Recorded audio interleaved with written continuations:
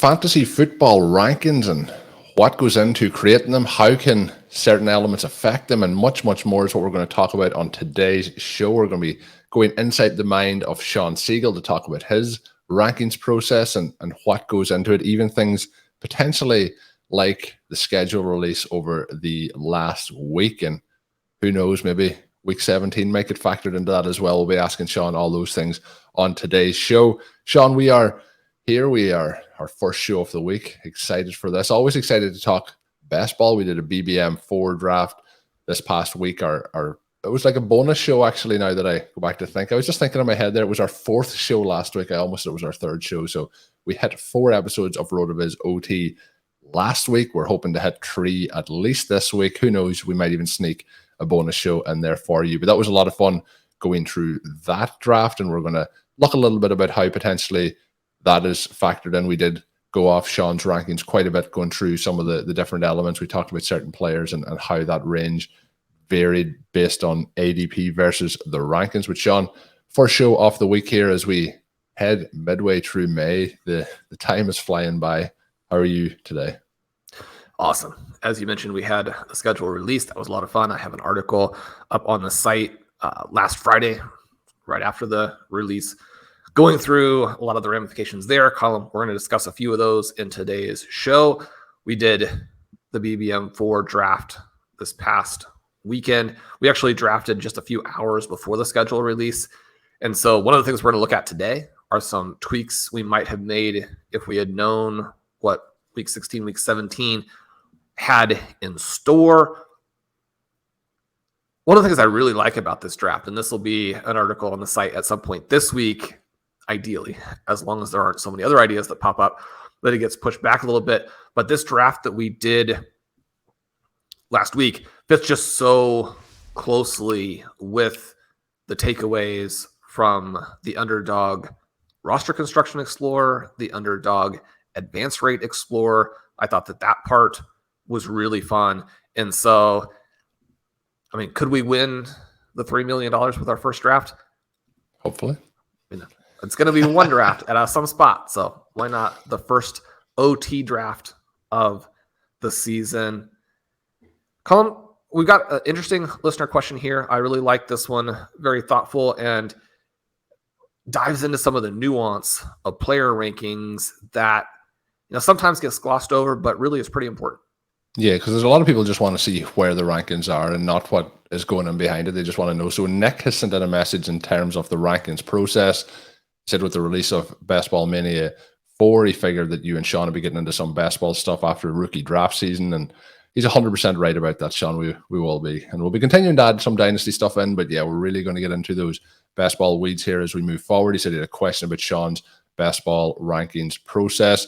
He also mentioned, Shawn, and this is something that people do mention from time to time when they get in touch, is your rankings can be quite different from what you see in most fantasy rankers. He says, that has a lot to do with your personal fantasy football stylings, with the lack of succumbing to, I guess, he says here, the fantasy football Twitter bug. But, you could say the consensus rankings or, checking on the other rankings to see where they are and things like that. He said, however, he was curious as to what all you take into your player ranks. So, for example, do you bake in the potential roster constructions that appear advantageous against market ADP, such as Jaylen Waddle at his current ADP of wide receiver 6 at the 1-2 turn?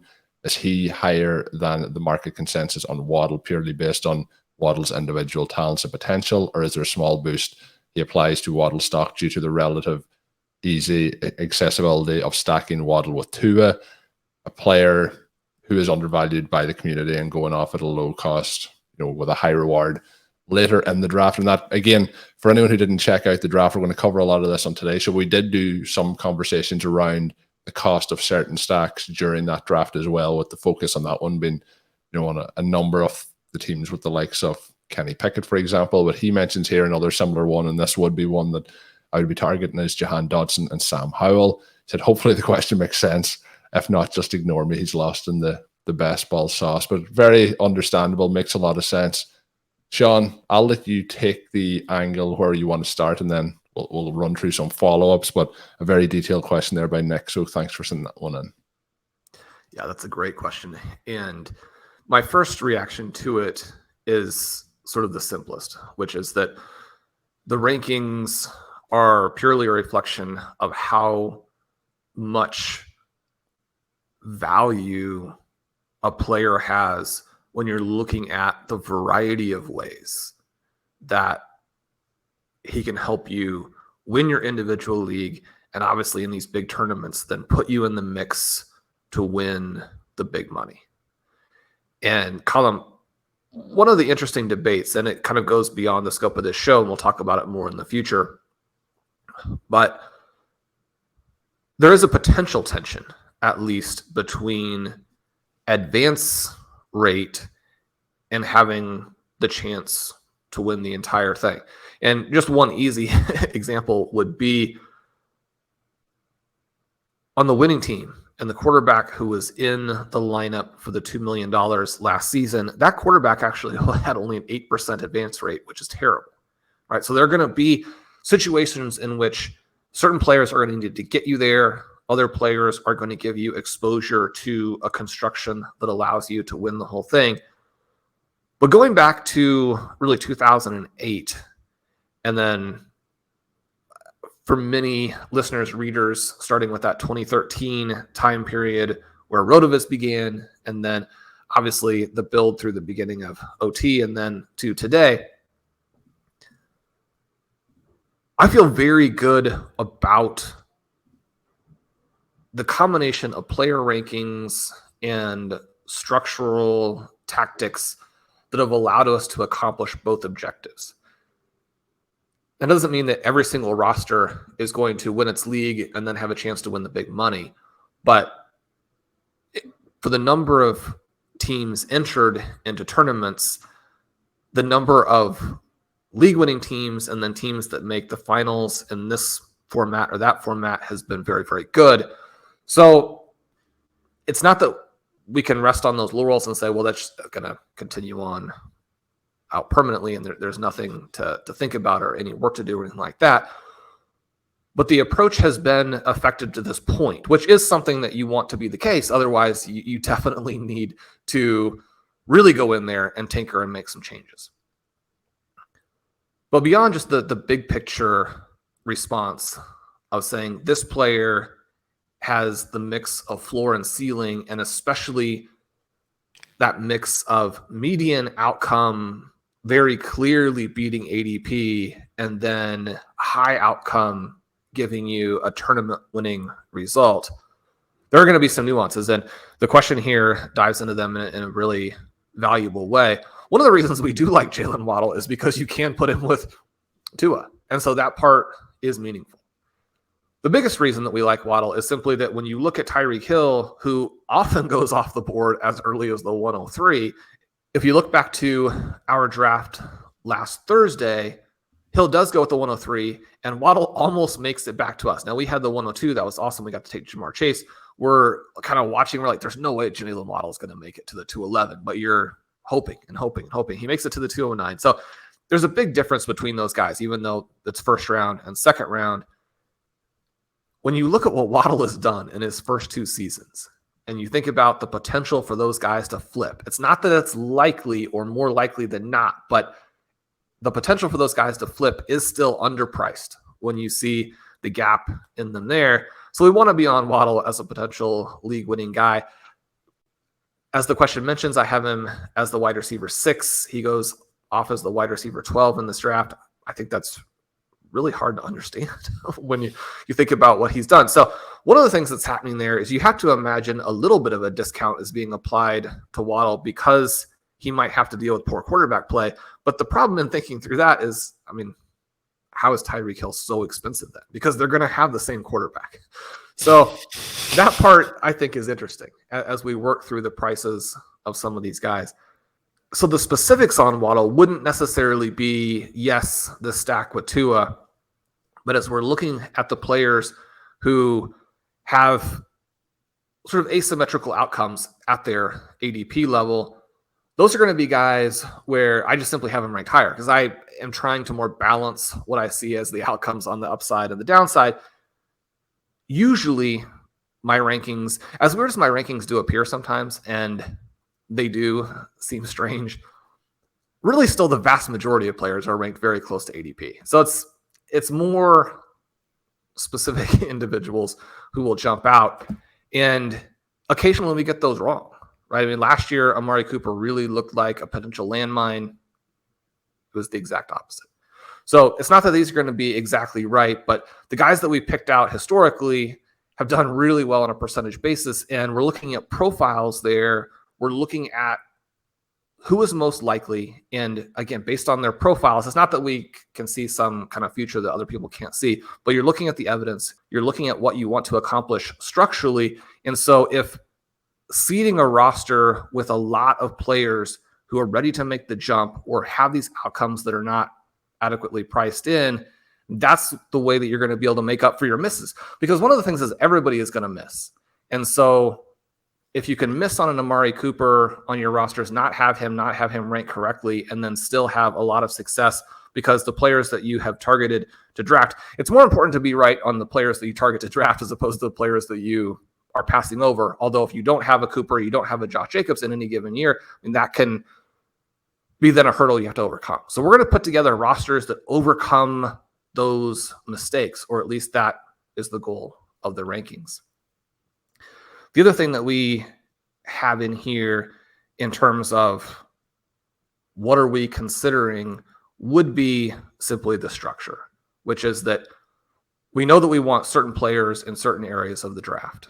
And so the rankings are going to emphasize those guys, not in a huge way, because we don't want to pull people completely off center from where ADP is.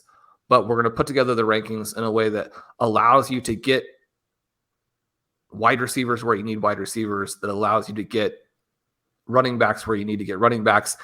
And then this is a unique and interesting season at QB and tight end where I think that there are 2 or 3 approaches at both positions that have a lot of upside.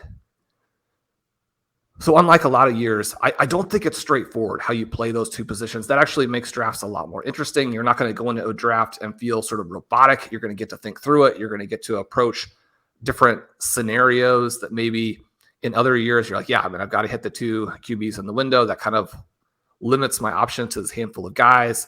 Maybe I have to reach a little bit, or I just know that I'm going to go in and take those players. I know I want an elite tight end, so I'm going to have that coming out of the beginning. You can still do those things. Those approaches should be very effective. We know that over a wide window, those are effective. One of the things that's interesting when you pull up the Underdog RCE for this past season is that a lot of the outcomes are really exaggerated. And they're exaggerated not just because of what happened at a specific position in a certain area of the draft, but also kind of the flip side of that, or the other side of the coin, where that result was really amplified by a corresponding negative result in another area of the draft. And so you want to take a view of it that goes beyond just looking at 2023. If you're looking just at 2023 and saying, this is what wins or this is what loses, this is the new normal, you're probably going to be wrong and make some mistakes. On the other hand, the fundamental change going into 2023, where we're now into this zero RB or hero RB era that a lot of people refer to, that has consequences that are real and are far-reaching, and consequences, Colin, that we'll discuss in more detail on future shows. But those elements, what we need to do structurally to accomplish these league-winning and tournament-winning teams, those elements do factor into how we're looking at these rankings. And when we did this draft, it was obviously Thursday, the draft then, or the schedule dropped after that. Since that schedule is dropped, have you made any adjustments? Is the schedule something that would adjust your rankings? You also mentioned with the likes of Waddle and his first and second year in the league, the possible ascension of him from where he is now to being an absolute superstar. When you're doing your rankings and setting them out, are you looking at Waddle and we don't have to keep using Waddle as the example, but Olave is in that range, for example? Are we looking at the ascension that's +1 point for him versus, let's just say, Devontae Adams getting older, that's 1 point down for him. How are you splitting those hairs? What is going in terms of when you've those tight decisions to make, who is moving up and down based on what criteria? So to start by looking at this idea of the breakout players, that's always been a really large emphasis for RotoViz. It's been a large emphasis for me. Obviously, you and I focus on those players when we draft together. We've had great success when we draft with Blair, who really likes young players. Blair Andrews has many articles out on the site about age curves, about age profiles, about the way that 21-year-old rookies tend to outperform. A couple of new recent articles on that just in the last week and a half. You'll want to check those elements out. Connor has had some great articles on the site, and I think has one upcoming probably sometime in the next week. You'll want to be looking for that one. It discusses some elements of second-year players. He had an article last year discussing second-year wide receivers and how much more expensive they were and how that is going to close a lot of that gap. And so price is going to come into play. So it's not purely a matter of looking at a guy and saying there's some breakout potential here, so we have to draft him higher and higher and higher in order to get him, because at some point you end up drafting that player above what even the high outcome realistically is. And so one of the things that we've talked a lot about through the years on Stealing Bananas and has been very helpful in building the teams that I have with Ben, obviously similar to some of the ideas that you and I talk about, Colin, but this idea of fading projections, at least to an extent. And it's not that we aren't aware of the projections. Obviously, projections within the community have gotten to be very tight. And with that, then they have a huge influence on ADP. But we're really heavily looking at ranges of outcome, and we're really heavily emphasizing the types of combinations of players that give you exposure to the upside outcomes without creating so much risk that the misses neutralize the victories. Right? If you're drafting teams where you hit occasionally, but because you've taken so much risk, the team is really bad either way, then you're not going to be successful. And so one of the reasons why Waddle ends up being such a good example is that the pricing there leaves the opportunity for him to flip positions with Tyreek Hill. If he were going as the wide receiver, say 5 at the 108, and Hill was going at 109, 110, you wouldn't continue to draft Jaylen Waddle even higher just to get exposure to him, because you've already overpaid at that point. And so price is going to be very important, but price with the idea that, we want to continue to stack upside players into the rosters. And so then again, the analysis, the evidence, and diving into some of these, the straightforward profile, the peripherals, understanding what parts of the peripherals actually are predictive. We've got lots of information on the site through the years about that. And as a result, again, it's not like when you're picking breakout players, you're going to be 100% on your hits. If that were the case, then it would just be easier to do and everybody would do it all the time. And again, the value of it, that loophole would be closed. And one of the elements with things that we've talked about at RotoViz since 2013 and in the last few years, certain loopholes are closing. It's great that people realize what we've been talking about for a decade is true, but now our listeners and subscribers don't get necessarily the same value because that portion of it is closed. Well, then you've got to work with the evolution. You have to understand what the ramifications are. Again, I kind of mentioned the far-reaching implications of moving into the zero RB era. So we'll go through some of those things. But we want to have exposure to the upside, but we're continuing to think about price because we have to have enough overall value represented in the roster that when we hit, it matters, as opposed to being like, we can point to this guy we hit on while our team is losing. That obviously isn't the objective. The other portion that you mentioned with the schedule is just very, very fun. Colin, as the schedule comes out, there are a handful of teams where you're like, now this is a potential week 17 shootout. You're excited for that. You have a handful of places where you're looking and saying, well, now this is a great correlation play. So if you have Justin Jefferson at the 101, then maybe now you're looking at Jordan Love at one turn earlier. because he's not going to get back to you and you'd love to play both sides of that game. Perhaps you don't want to play both sides of that game because you're thinking, well, the Vikings are just going to blow them out. I'm going to look at a different place for a quarterback. But it's a question that you then have to answer as opposed to not being a consideration pre-schedule release. We also have some players who are potentially simply falling because their week 17 game looks pretty bland. Maybe the team wins fairly easily. One of the things you have to remember when the team wins easily is that they did win easily and score points. And so there's the question of, did the starters score those points, or, did they get some unfortunate touchdowns to the wrong guys early and then your players are taken out? Really, you want these huge shootouts, but you also have to be aware of the potential stealth shootout. Not many people are going to be looking at that Tampa Bay Carolina game as the game that would decide things. Who's this year's Detroit Lions, Sean? Who's this year's Detroit Lions? That's what we're looking for. Yeah, so it's the Carolina Panthers. The Carolina Panthers. That's your. No, that's it's not. I went with the Panthers as one of the games that was not going to elevate players in week 17. You got Panthers, Jaguars. Do you like Trevor Lawrence in that game? Yeah, I think it's going to be fine. Give me another week to see. I'll get hyped about these ugly games. So, Colin, when we look at our team and we look at the schedule, I've gone through and I have about 2/3 of the games that I think are very playable. And obviously all the games are playable, again, at a particular price and within a particular scenario that you have built on your team. But what things would you be looking at for us to potentially do differently? What games really jump out for you in week 17?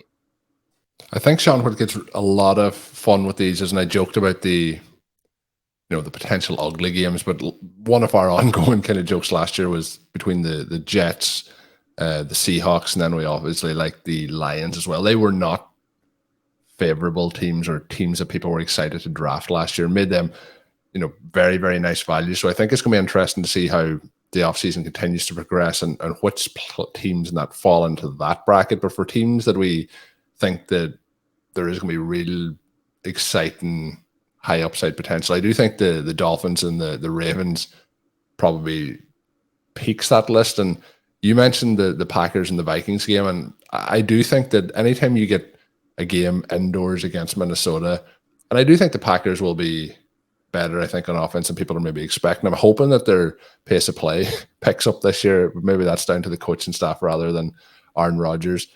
I think that any potential issues that they would have at that point of the season may have had a chance to work through. So I think that could be a little bit of a shootout as well. But there is a number of nice games in there in week 17. But like we talked about last offseason, I think some of these games, even like the Lions and the Cowboys, will become more appetizing, I think, as the season or the offseason progresses here. But in the early stages, those are kind of three of my favorites. And I guess I'm leaning into that as well because there's players on those that I like. If I'm looking, though, so far out of ones that probably have fantasy stars that are going to be available at prices where you can combine some of those names, the Cowboys and the Lions might be one of the lower cost options potentially. When we're looking at the Ravens, it gets quite expensive on both sides of that game. It does. And I like some of those that you mentioned there. I really like the Chargers-Broncos game, in part because you had disappointing seasons from Justin Herbert. I should say just disappointing for him, a cataclysmic season for Russell Wilson. The Broncos are probably a little bit disappointed with how last season went, I think. Might be a little bit disappointed. But the Broncos also have this is just a gut feeling. There's no like science behind this, but for some reason I just have a feeling that the Broncos, although it's a harder division, I could see a turnaround, probably not as extreme as the Jacksonville Jaguars, but in that kind of range. Yeah, I mean, you have Sean Payton. You still have these like tiny hopes for Russell Wilson. He was somebody we definitely considered at quarterback late in our draft. Sorry to interrupt, but you think back to this time last year, remember the excitement that people had around the Denver Broncos? Yeah, I mean, you had to pay up for these That guys. was off the charts. Well, and the contrast now, where you look at our draft here, Mike Williams goes in the middle of round 4. That's probably still a little bit enthusiastic for him. But Keenan Allen, 1 pick later, we were hoping that there'd be at least a small chance that he would get to us at the end of 4. He often does. And then the small chance portion would be Jerry Jeudy wrapping back around to us early in the 5th. If you can go Allen, Jeudy at the 4-5 turn, that now becomes an extremely appealing build. We selected Jeudy at the 4-11. One of the questions that we had in round 7 there was, what additional wide receiver do you want to add in? We selected Mike Evans. I think that that's a hard play to go away from. When we talk about rankings too, and where do we find the upside? Last season, it was very clear that Evans was overvalued when he's going in the late 2nd. Now, drafters who selected him there still had some exposure to this extreme outcome where Tom Brady doesn't kind of go away in his final season, and Mike Evans, with the other guys maybe having some health issues, Mike Evans goes off and scores 15 touchdowns. So there's still an out for players who overdrafted him, but that ADP didn't make sense. The flip side of it is that when you're talking about Mike Evans, the 702 doesn't make sense either, especially now that we're in wide receiver avalanche drafts. So we were going to pick him there, but if he's not there, there's nobody else in that next mix. So right after Evans goes Jordan Addison, then Treylon Burks, Deontay Johnson, Michael Thomas is the 712, Gabe Davis 802, Brandon Cooks in the middle 8, and then Quentin Johnston 1 pick after him and 1 pick ahead of Jahan Dotson. You look at those guys there, it'll be interesting to see how the ADPs in that range evolve throughout the summer. I mean, there are so many underdog drafts that you're not going to influence ADP at all with where you select somebody in any given one-off draft. In other formats, you might be concerned that if you're taking Quentin Johnston at the 702 and he's somebody you want to have a lot of exposure, that number one, your exposure will get too high. Number two, the price will get higher. And so you have too much exposure also at a price that doesn't really work for you. But when you look back to this draft now, I mean, I would love to have Johnston at the 702 if Evans isn't there, because playing this Broncos-Chargers game is something I want to do, in part because it's just impossible not to anchor to what happened last year. I mean, you want to factor in what happened to last year. We know the previous year's results, when you're looking at how you project the upcoming season, are the ones that are most relevant. But especially when you're thinking about players like Herbert, when you're thinking about players like Wilson, when you're talking about a new offensive coordinator and a new head coach, when you think about some of the additions that those teams have made with a Marvin Mims, with a Johnson, the way that those two teams could evolve, there's going to be a lot of upside embedded in most Chargers, Broncos types of builds. It's not a lock by any stretch. You want to try and have some awareness of price and not get your exposures really high at bad prices. But that's a game that we're going to want to play some. 2 final questions as we get ready to wrap up. I think that the listeners will have. When it's a player, and you mentioned Amari Cooper last year as an example, the player maybe that is on your avoid list, for example, not going to be a priority target, is it hard to keep them up your rankings in terms of where they would be technically going based around ADP a little bit, or is that something that you find easy to drop those guys further down? And then the second part to tie into that is a question we do get, and it's mentioned here, obviously a little bit different to some of the rankings around the industry. We talked about this on the draft when we were talking about Kenny Pickett specifically in terms of how late he is going. And you mentioned there a little bit with Waddle, how it doesn't really make sense that he is going so many picks after you think he should be. How then should listeners be implementing that into their own drafts so they're not taking players, 4 rounds ahead of ADP to make sure they get them? Yeah, it depends a lot if you're going to do 5 drafts, if you're going to do 150. Yeah. And it also depends a lot on how you prefer to play in a given year. Do you want to spread things around so that you don't lose big and you diminish your chances to win big? Do you look at a year of best ball as 1 week of DFS, or do you look at it as a lot of weeks that you're trying to spread around?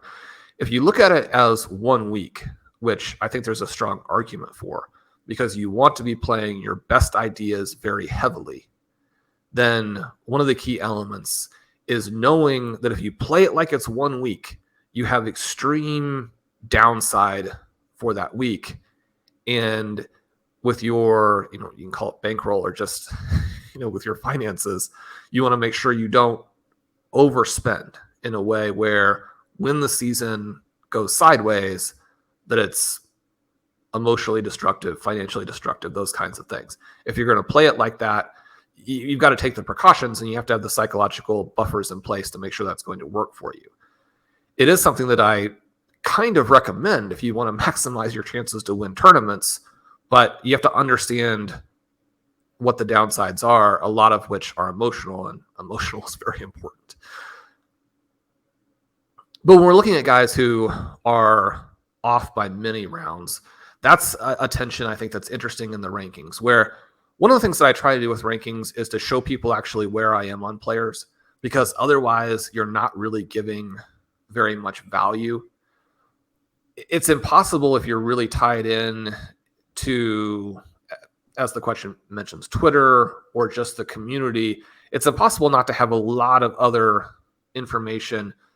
And I mean, information is good, but it's impossible not to have all of these things leak into the way that you're looking at somebody and saying, okay, well, if all of these guys like this person, if ADP likes this person, if this is where the market is, that's where I should be. Now, it probably is where you should be. We have all kinds of evidence about the wisdom of crowds. At the same time, for that wisdom of crowds effect to work, you actually have to have individual rankers. You have to have individual inputs that are not corrupted by all of these cascade effects, right? You have to have individual people putting in rankings that are actually their rankings, as opposed to everyone just chasing the consensus.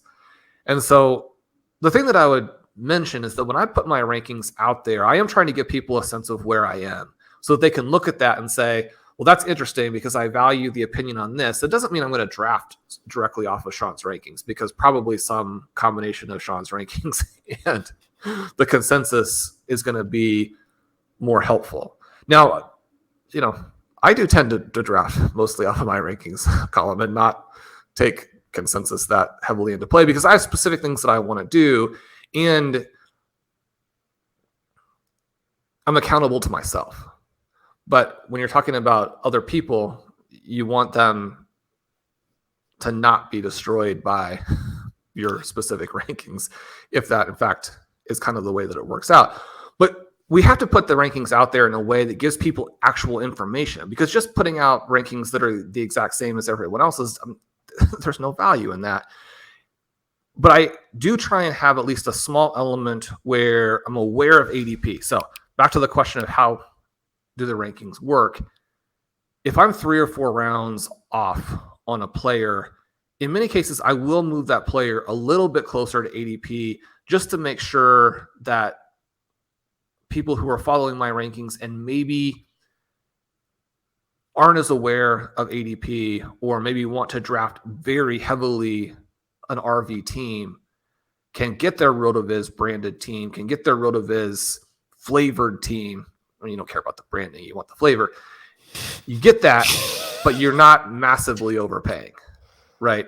And so the ADP factors into trying to help people get their guys without reaching multiple rounds. So we're looking at that a little bit. In terms of the players we're avoiding, I don't even really worry too much about it, because once you've got a guy below ADP enough that anybody following your rankings isn't going to get them, it doesn't really matter if they're like 10 spots below or 40 spots below. It's like that guy's not going to be on their roster.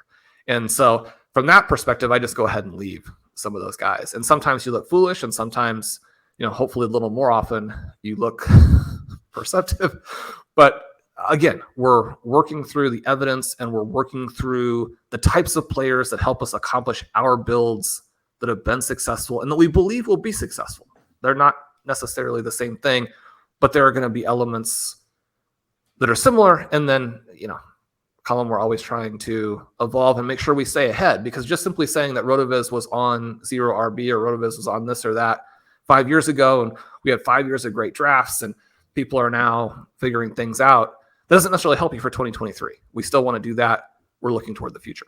Yeah, definitely. And that's a fantastic way to round up today's show. Great question coming in from Nick. I mention it every time questions like this come in, but there's questions that when we're doing our show, Shawn, we sometimes, we're trying to come up with topics, but we're also trying to figure out what is going to be helpful to people who are listening in and what do people who are listening want to hear. And then we get fantastic questions and suggestions like this from the RotoViz OT listeners. Brings out great discussions, and we really appreciate when they're sent in. So thanks to Nick for that. If you have any questions or topics you'd like to hear over the next couple of months here on the podcast, you can send them my way on Twitter at Overtime Ireland, or you can send an email across at overtimeireland@gmail.com or rotovizradio@gmail.com. I'll get them both ways.